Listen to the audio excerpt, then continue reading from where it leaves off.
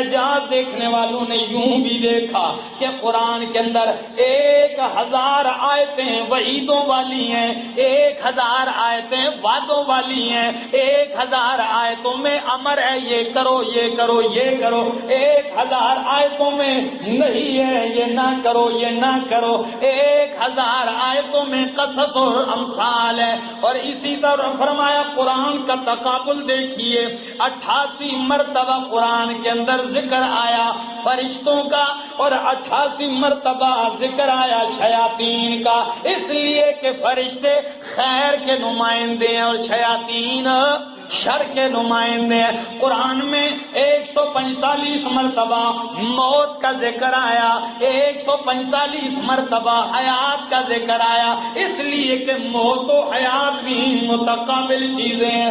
قرآن کے اندر دنیا میں 70% پانی ہے، قرآن میں 70 دفعہ پانی کا ذکر آیا۔ لفظ شہر عربی میں مہینے کو کہتے ہیں، سال میں 12 مہینے ہیں، لفظ شہر بھی قرآن میں 12 دفعہ آیا۔